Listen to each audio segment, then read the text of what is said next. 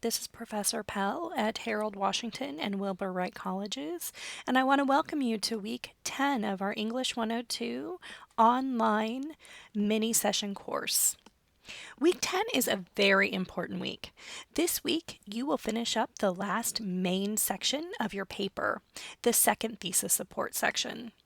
This should be the strongest section of your paper, so it's important to spend time developing and honing it as best as you can. Students will also be giving feedback to their peers on Peer Mark 9, the counterargument and rebuttal section of their papers. Remember, feedback is key because it helps your peers, but it also helps you to better understand the expectations of your own work. The guiding questions in Peer Mark are tailored according to the rubric of our final paper. Answering the questions and thinking critically about them will help you write a better paper.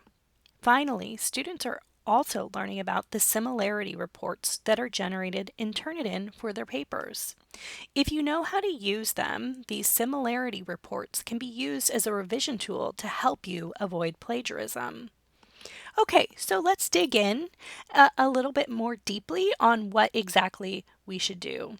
So to begin each week, we start with the activity schedule.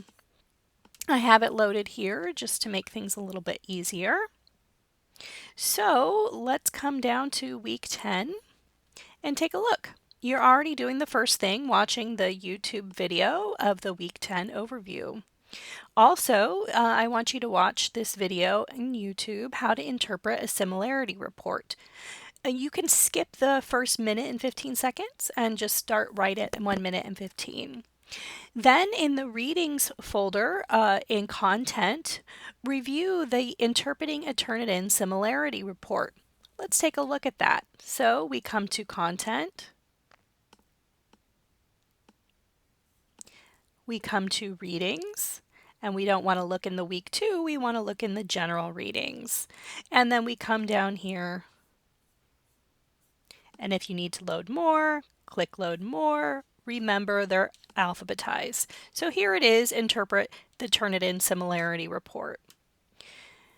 Then also in your Little Seagull Handbook, read the section R4, Avoiding Plagiarism.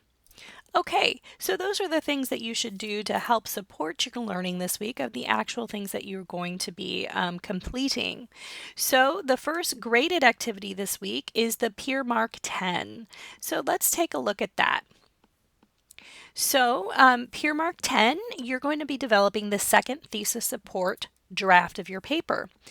But before you do that, you need to return to Peer Mark 9 to give feedback on the counterargument and rebuttal draft in the Peer Mark area of content. So we come to content to do that.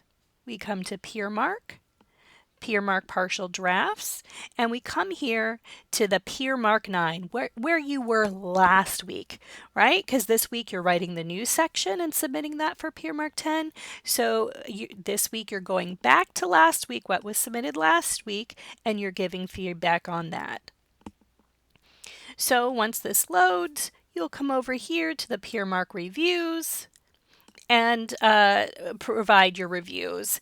Because I'm in this testing ground, the dates sometimes get a little bit wonky, so it's you know what it looks like at this point. There'll be a little red dot, and you'll be able to see that. Now you might be wondering why my Peer Mark, my similarity report for this particular draft is so high.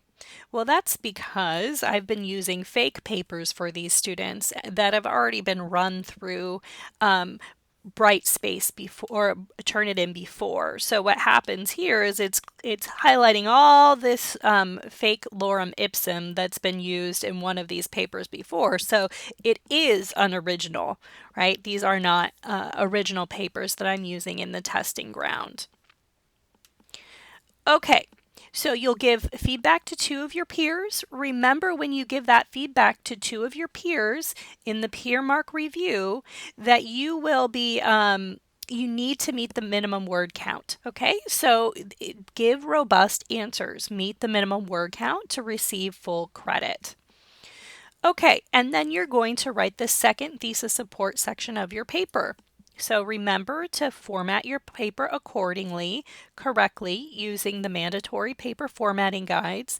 You must use Courier New 12-point font and double space. Then begin your paper with your student and activity information, which will include your name, the course with the section. Make sure you use the correct section for your course, the date, and the activity name. Then on a new line, label and state your essay's counterargument. Again, on a new line, label and state your essay's thesis. This is what we're doing in these partial drafts of your paper, so it helps the person who's giving feedback to see the counterargument and thesis when they're looking at a paper that's out of order. And then on a new line, create the heading, second thesis support section. And then on a new line and with multiple paragraphs, compose the third support section of your paper. Okay, this is the third main section of your paper, and it's in support of your second thesis reason. Now make sure that this section of your paper has multiple paragraphs and should be in about 1.5 to 2.5 pages in length. It should synthesize multiple sources from your research and integrate them using MLA in-text citations. It should keep the claim of your thesis well in focus. And then on a new page, insert a page break and include the MLA Works Cited page for just those sources of your paper. Okay, so this is kind of what we've been doing all along. We've been working up to this. And then, so keep focused. We're almost there. I'm sure you are seeing the end, the light at the end of the tunnel. We're very close to the end of the semester. Okay, so that's the main thing that you're working on this week. Next, another thing that you may be working on this week is your writing center visit or visits. Remember, I want you to have an appointment with one of the writing centers or writing labs, and many of them are offering remote appointments. I know Wilbur Wright College specifically is offering remote appointments with one of their writing center tutors. And remember, those tutors are faculty members, so the caliber of feedback that you are going to get is really high. You are required to go at least once by between weeks 8 and weeks 11.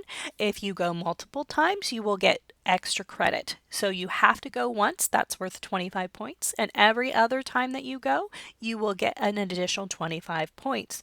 You will submit this at the end of week 11. Submit all of your proof of your writing center appointments at the same time as either multiple documents or multiple images. Most of the time what that will be is a screenshot of your grades first report from your tutoring appointment. And you will just upload each of those so that I can see that you went one or more times. Okay, the last thing for this week is your week 10 quiz. That's again on the new material, mostly about the similarity report and plagiarism, and then also some review from previous weeks. So that's pretty much it for today. I hope you all have a wonderful week, and if you have any questions, feel free to let me know. Okay, happy week 10.